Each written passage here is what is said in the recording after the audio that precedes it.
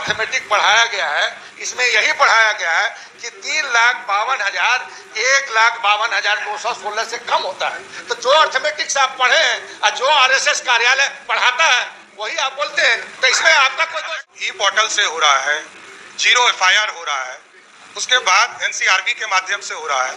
कई संस्थान हैं जिसके माध्यम से सरकार डायरेक्ट ई पोर्टल के माध्यम से हम एफआईआर 14,000 जो लड़का लड़की वाला जो मामला हुजूर बता रहे हैं 14,062, तो मतलब इसका समाधान पुलिस ने कर लिया।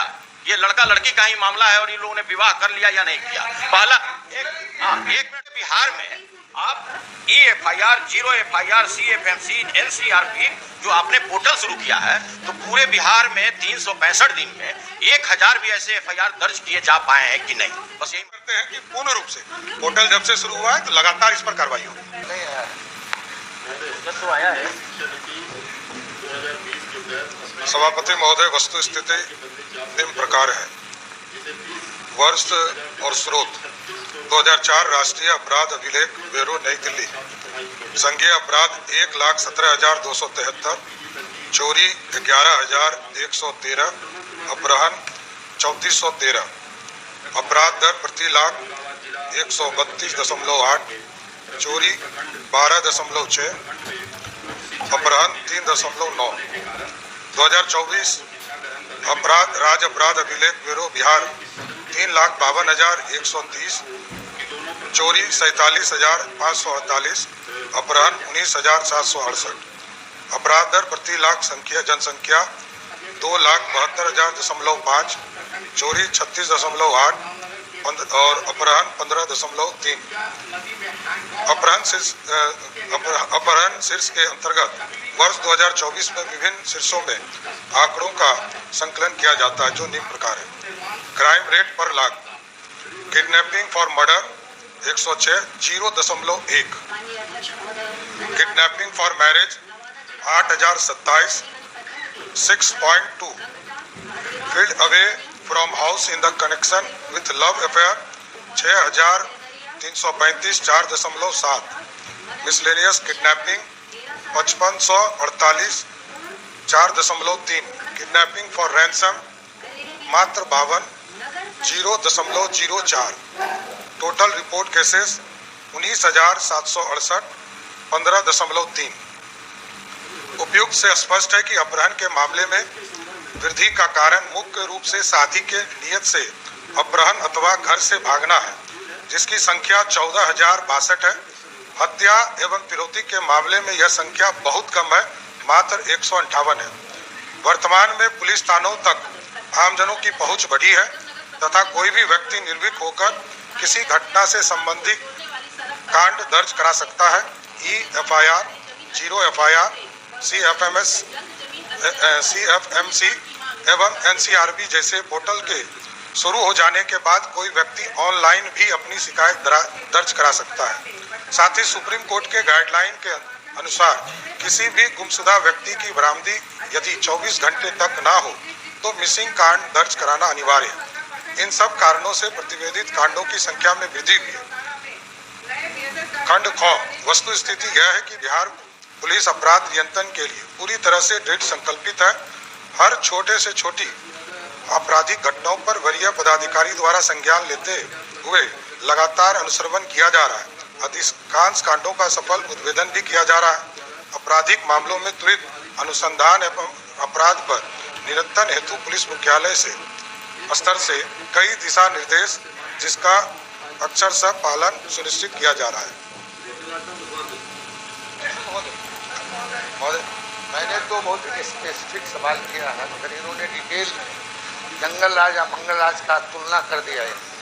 महोदय, मैंने पूछा है कि संज्ञेय अपराध 1,15,216 से बढ़कर 3,52,000 और चोरी 11,518 से बढ़ के 22,760 एवं अपहरण 2,566 से बढ़ के 3,245 हुई है। तो जो लगातार इतनी अपराध बढ़ी है, इसका कारण क्या है और सरकार इसके लिए क्या अभियान चला रही है? मैंने तो स्पष्ट तौर पर कहा कि अपहरण के मामले जो लगभग 19,768 हुए, उसमें से मात्र 158 मामले ही सिर्फ ये आपराधिक मामले हुए जो हत्या और फिरौती के लिए। शेष 14,062 जो मामले हैं वो या तो शादी करने के लिए या घर से भागने की स्थिति में ये स्थिति। महोदय लास्ट महोदय ये बहुत महोदय अब जो जंगल राज या मंगल राज का जो तुलना करते रहते हैं तो अब तो आंख खुल गई होगी ना कि 1,15,216 से बढ़कर मंगल राज में 3,52,000 हुई और चोरी 11,518 से बढ़ के 22,760 हुई। अगर यही मंगल राज है तो इससे तो बेहतर जंगल राज था। यही हम जानना चाहते हैं। चलिए जवाब हो गया माननीय सदस्य। अरे आपको जो अर्थमेटिक पढ़ाया गया है इधर बढ़ाइए इधर। महोदय इनको जो अर्थमेटिक पढ़ाया गया है इसमें यही पढ़ाया गया है कि 3,52,000 1,52,216 से कम होता है। तो जो अर्थमेटिक्स आप पढ़े हैं और जो RSS कार्यालय पढ़ाता है वही आप बोलते हैं, तो इसमें आपका कोई दोष नहीं। अध्यक्ष महोदय स्पष्ट तौर पर सरकार का जवाब है कि मात्र 158 लोग को ही फिरौती और हत्या के दृष्टिकोण से 158 लोगों का ही हुआ। केस तो दर्ज होगा ही, अब तो ई पोर्टल से हो रहा है, 0 FIR हो रहा है, उसके बाद NCRB के माध्यम से हो रहा है। कई संस्थानें हैं जिसके माध्यम से सरकार डायरेक्ट ई पोर्टल के माध्यम से हम FIR दर्ज कर। और जो आबादी ये कर है 6.5 करोड़ की आबादी थी 2004 में, आज 14 करोड़ की आबादी है। ठीक है।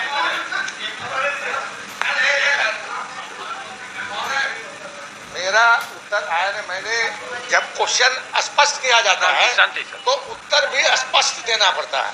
हम सिर्फ इतना ही जानना चाहते हैं 1,52,216 से बढ़कर 3,52,000 हुआ है या नहीं, इसको कहिए नहीं या कहिए हाँ।